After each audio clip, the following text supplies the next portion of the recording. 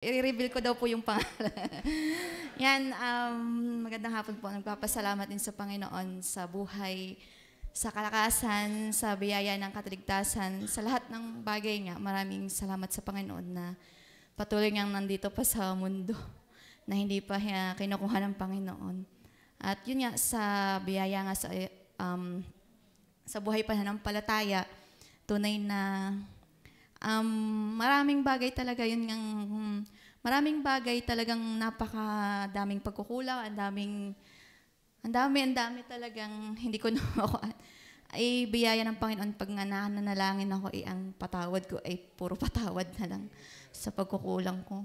At yun nga na humihingi ng patuloy na gabay na yun nga na makuan kasi sa tunay ayaw ko magpasalamat, ako yung naiiyak lang dito kasi sa mga preaching, tunay na ako yung kinakausap lagi ng Panginoon. Laging yung puso ko ay nadudurog. Kumbaga lagi yung mga preaching ay kumbaga parang ang dating lagi sa akin ako'y talagang, yung talagang mababa na kumbaga durog na, tunay na yung mga salita ng Panginoon, yung patuloy na guidance. Kumbaga ako'y nahihiya lalo sa Panginoon na yun nga, na nandito lang, sabi, hanggang simba ka na lang ba?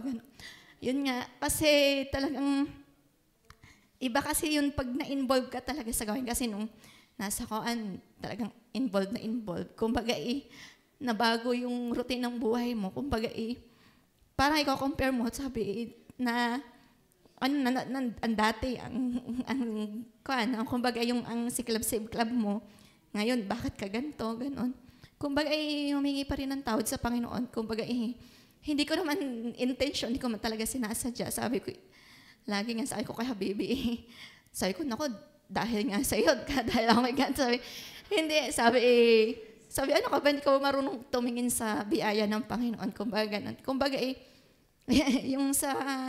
kumbaga iba talaga kasi pag yung dating wala ka talagang intindihin, kumbaga sarili mo lang.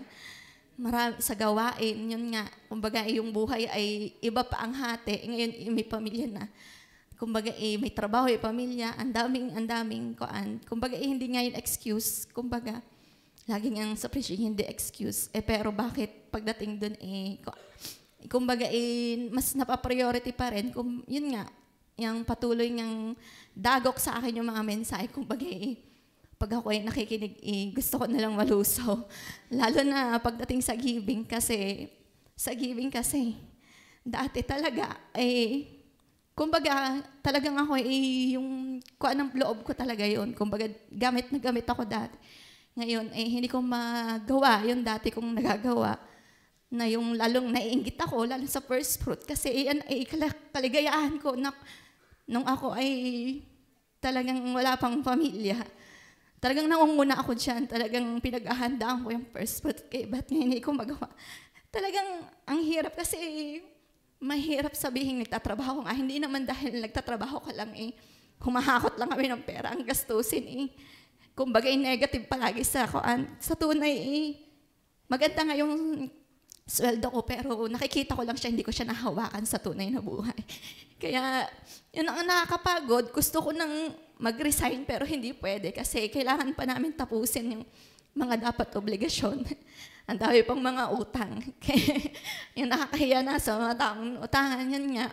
Kumbaga sabi, yun ang hate ko dati pero bakit ako sa nandito? Yun nakakahiya. Kumbaga yun nga, ang daming gusto ko kasi, sorry. sorry.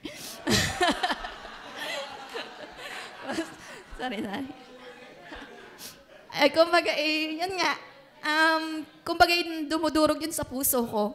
Naging yun ang dumudurog, sabi ko, Bibi, gusto kong gawin yun dati. Kumbaga talagang basta iba. Ako'y talagang po'y durog na durog. Lalo parang gusto ko nalang takapan yung aking tenga pag may mga mensahe gano'n kasi lahat tama yun sa akin. At yun kumbaga kahihiyan ko sa Panginoon, nakakahiya sa Panginoon kasi bakit nandito ako sa sitwasyon na ito. At yun nga, alam ko namang ito ay nasa test, kumbaga iniisip ko nga dati sa bakit Panginoon nandito ako, yung ganun. Dati naman ako faithful sa iyo, pero bakit ganun? Kumbaga, nakakapag-isip din ng ganun. Pero naisip ko na, nasa test ako. Sabi ko, dati na, lagi na lang test. Kasi lumaki akong puro iyak na din, iyak. Kumbaga, sabi ko, hindi na ako nakaranas man ako ng kuan. Ay, sabi ko, hindi mo lang masyadong, basta yung maalwa na buhay, na masaya, na gano'n, na walang iniisip. Kumbaga, ngayon, ang iniisip ko lang talaga, mabayaran yung mga utang. Yan na mga utang. Utang na yan. Mabirang utang na yan. Nauso pa. Aray ko. Ayan nga, ay sabi ko, konting tiis na lang kasi matatapos din. Kumbaga, ako'y naiinip lang. Kumbaga, nasa process naman kami ng naiinip lang ako. Parang gusto ko agad na mawala na. Kasi, ang hirap din kasi may iniintindi kang mga bagay kasi gumugulo pa sa isip mo. Sabi ko kay Habibi, puti, ang aking tornilyo ay matindi ang magkakalak at hindi siya naluag. So, yung ganun. Biyaya kasi bata pa lang, na-train na sa isipin. Lumaki na puro isipin. Parang, wala na, yan nga, puro isipin na lang. Biyaya ng Panginoon, kumbaga i-test din yun. At yun nga, na patuloy niyang, kumbaga gusto kong, yung gamitin, marami akong gusto kasi nasa isip ko yung gusto kong gawin sa gawain. Pero sabi nga, mas maganda yung nandyan na kaysa yung nandyan na yung ibibigay mo, yung kaysa yung sasabihin mo lang na gusto mong mangyari, mas maganda yung ibibigay mo talaga. Tunay na maraming gustong gawin sa gawain ay nawa, sabi ko nga sa Panginoon, nawa, maging isang kuan nga rin na hindi lang ako basta ganito. Na isang kuan, iba talaga pag nagiging ina na. Sabi ko, kaya ako pag ako naiinis sa mga anak ko, kaya ganito yung ina, tapos kaya ganyan na liliganig. Kumbaga yung, nagkakaroon ako ng, syempre, ako yung nagtitiis dahil sa kanya, kumbaga ang daming naapektuhan. Kumbaga yun nga, pag ako naiinis pati kay Habibi, as buti na lang si Habibi ay bingi. Bingi, kumbaga hayaan na gano'n. Sabi ko, kung halimbawa ang aking asabi, basta na nanonood to, kaya ako'y bubog sarado na. Kumbaga biyaya din yun, binigay ng Panginoon. Sabi nga ni Pastor kanina na, ano yan, pag ang mahal ng magulang, yun yung naka-jackpot kasi sabi ko mga Habibi, parang sa akin naman hindi kasi dati sabi ko, nakita ko pag mahal ka sa magulang, yung pala mamas boy ka, sabi ko gano'n. Gawin nila ako. So, pero hindi, biyaya ngayon na mapagmahal sa magulang kasi iba yung trato sa iyo bilang isang babae na, yun nga, sabi sa akin lagi, magpasalamat ka. Ako'y ganito, kahit hindi. Sabi ko naman, sabi ko sa kanya, isipin mo naman, bakit ako'y ganito? Ano namang kumbaga, yun nga, biyaya kasi, kumbaga, yung ang hindi kami parehas ng temper na gano'n. At saka kasi ako ipanganay, kumbaga nadadala ko kasi yun. Kasi ako pag sinabi kong may iniisip akong plano, gusto kong gawin agad. Yun nga, nadadala ko yun. Siya kasi ay ma-rely sa kanyang mother. Yun parang gano'n. Sinasabi ko sa gusto ko maging ganito, gano'n.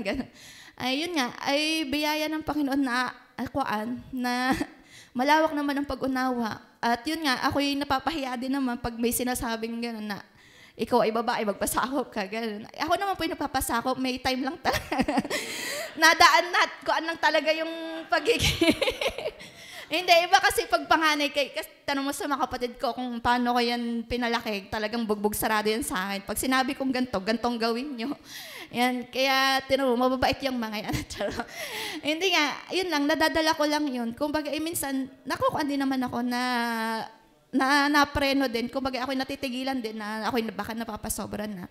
Ayun nga, biyaya ng Panginoon na ganito pa rin, kahit sa buhay na maraming ang pagsubok ay nandito pa rin, kahit na laging masakit, biyaya ng Panginoon kasi yun pag-grow sa akin. Kumbaga hindi niya ako dinadown kasi may ibang, yung pag sa'yo mo, ikaw patama sa'yo, parang madadown. Kumbaga biyaya na pang-repair ng Panginoon sa akin na hindi ka lang dapat nandyan, na kailangang umahon ka.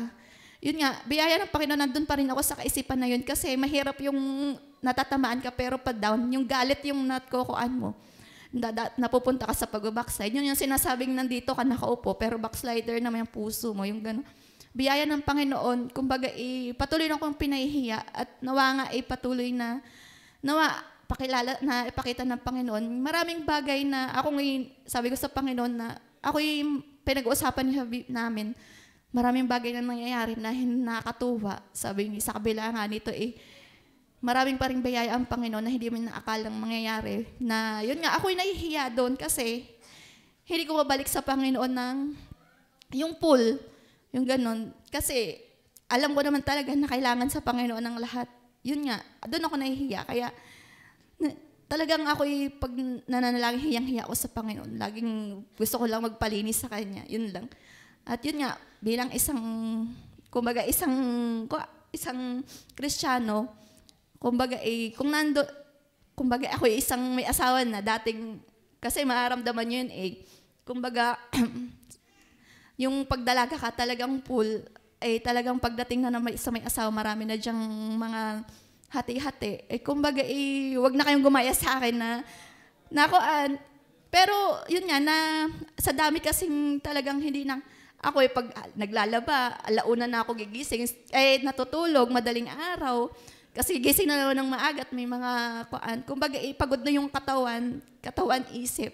Gusto ko talagang gawin yung, sabi ko nga, ako'y nahihiya naman kasi gagawin ko lang ba to for the sake na sabihin, minagawa ko lang yun. Gusto kong yung ginagawa ko para sa Panginoon, kumbaga tunay na mula sa puso, hindi lang for the sake na masabi ko, ayan, nakapagbasa nga ako. Sinasabi ko nagbabasa ako, pero gusto ko kasi, pag nagbabasa talaga, nagbubulay. Ayoko na nung basta lang dinadaanan. Talagang yun ang kuan ko sa akin na talagang kailangan ko ng oras. Yun nga, kumbaga, sabi ko sa Panginoon, kung ako talaga kulang na, ikunin na. Kasi pagod na rin yung isip at katawan ko. Kumbaga, talagang ang gusto ko talaga lang ay tulog. Yun ang hinahanap ko. Kaya ako excited sa bakasyon kasi ako tutulog. Kumbaga, mararanasan yung parang, ewan ko lang kung ako'y ganito, kung ang lahat ng ina ganito. Kumbaga, mahirap din kasi pag working mom, pag may trabaho ka, pagdating mo, hindi ka pa nakapagbihis, kung ano nang gagawin mo sa mga bata, kung ano lahat. Kumbaga, yun, ang dami. Kumbaga, yun nga, basta darating din kayo kung paano nyo i-handle. Kumbaga, doon ako bagsak sa pag-handle ng ganon. Na kailangan ko siyang hati-hatian na nag-sideline nga din ako ng pro, di ba may sideline. Hindi ko rin siya mamutaktakan. Kasi ang dami ring activities. Talagang sabi ko, basta ako'y lalong napapagod.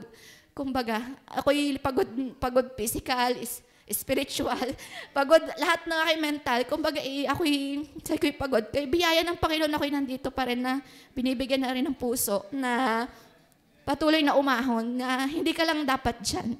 Kumbaga, may mga plano ang Panginoon, may plano. Dapat, yung path ko pa rin, sa Panginoon pa rin, na maraming negative man nagagawa. Kumbaga, magsikap pa rin papunta dun sa kanyang path. Yun nga, maraming salamat sa Panginoon na gano'n. Maraming salamat.